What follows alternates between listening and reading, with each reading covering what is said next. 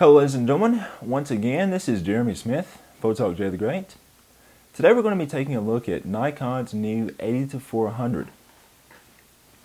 This is a lens that a lot of people have no doubt waited a very long time to get their hands on.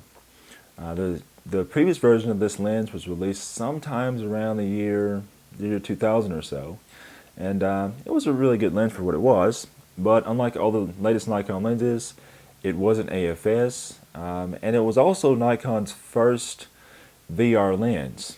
So Nikon, of course, has come a long way in their VR technology since then. This new lens gets Nikon's nano crystal coating, gets the latest VR, and Nikon, they changed up the optical formula with this one a little bit.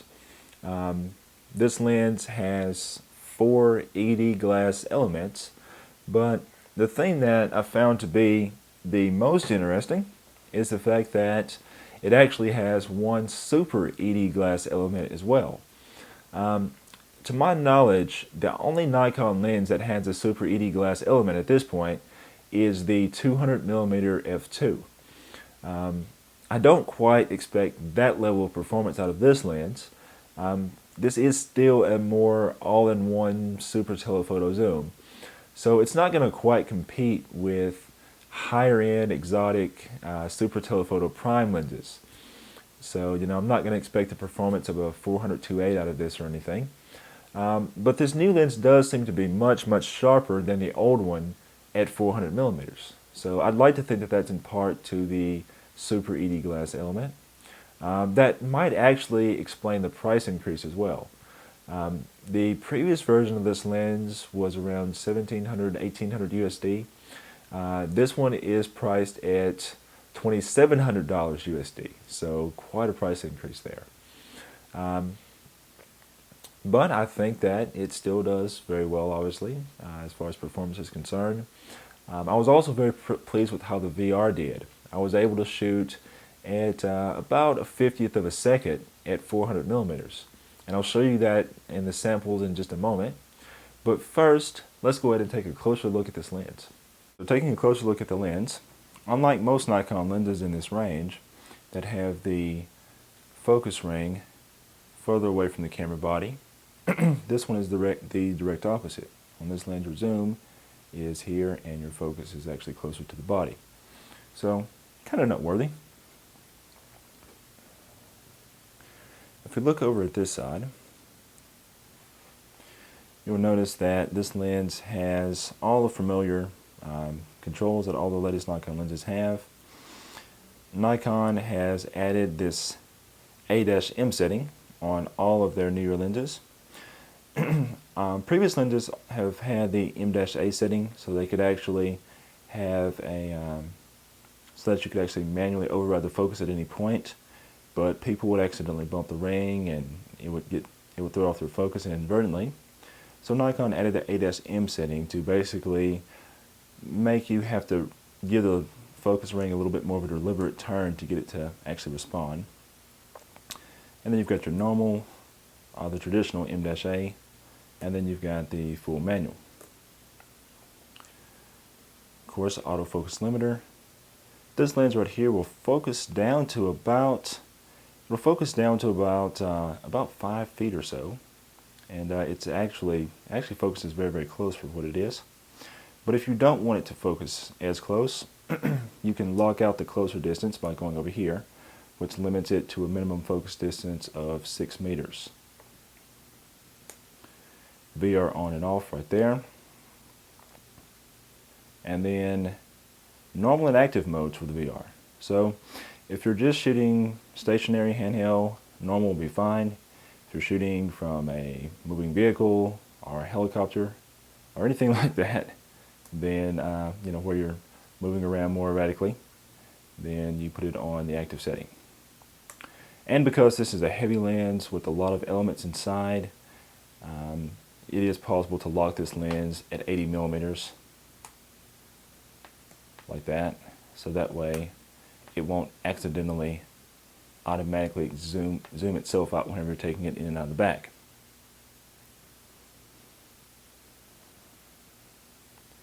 Shiny little VR label up there. very, very similar hood design to what you have on all the current Nikon lenses. Lenses like the 24 to 70 and 70 to 200 and so forth. So very, very familiar design there. It is a 77mm filter size, thank God. So it will match all of your Nikon lenses, 70 to 200, 24 to 70. All those lenses in that range also uses 77. So this one will go right along with the crowd, which is great. 9-bladed rounded diaphragm on this, as you would expect. Although I don't think the bokeh from this lens is ugly, but this is probably not a lens you'd buy for, you know, a lot of bokeh-liciousness. That's where like a 400 2.8 comes in. But that lens is like 10 grand, so anyways. If we look back here, you'll notice that, like, once again, like all the latest Nikon lenses, has a much, much larger dot here for lining up the lens to mount. That's actually raised, so it's very, very easy to see and easy to find. And we do have that familiar little gasket at the back there.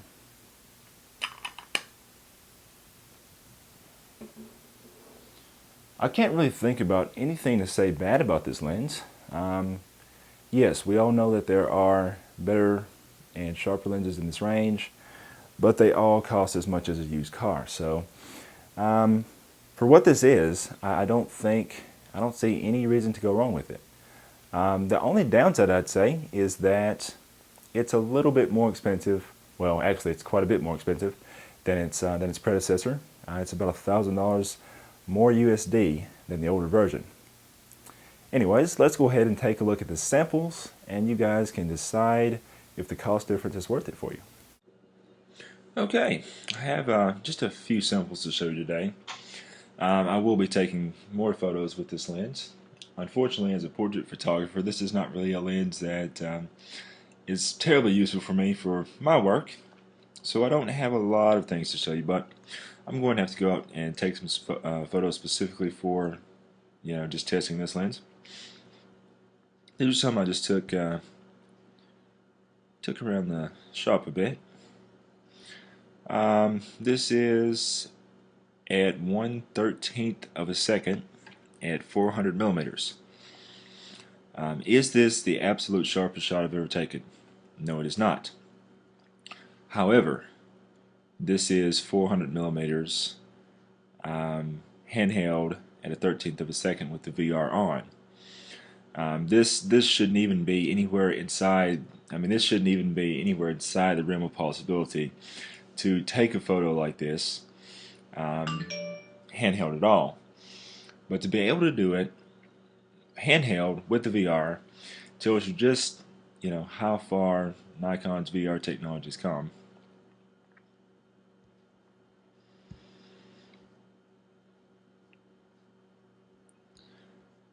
And once again, here, this is 400 millimeters at 1/100th of a second.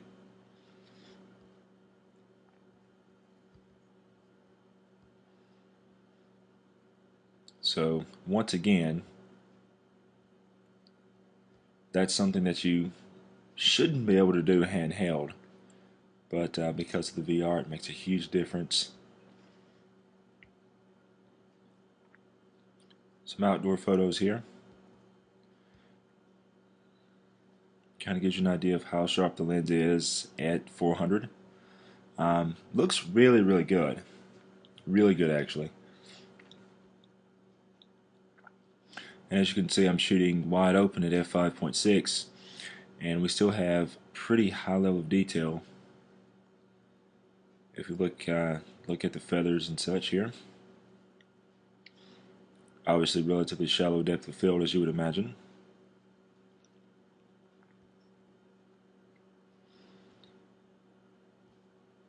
If you're the type of photographer that likes to take photos of birds or any type of wildlife, and you don't have, you know, like 10 grand to spend on a 400 2.8 or 600 f4 or anything like that, then I would highly recommend this lens. I think in the future, depending on the interest I get from this video, I may make a video comparing this lens to the Sigma 150 to 500. That's another very popular lens in this range, and the 150 to 500 sells for about $1,100 USD. So it's quite a bit less. I mean, it's it's over $1,000 cheaper than this Nikon, and I have done some shooting with it too in the past, and it looks like a pretty sharp lens. But yeah, if you guys are interested in how the Nikon compares to that lens, I might have to do a little bit of a comparison in the future. Just write me in the comments below and let me know.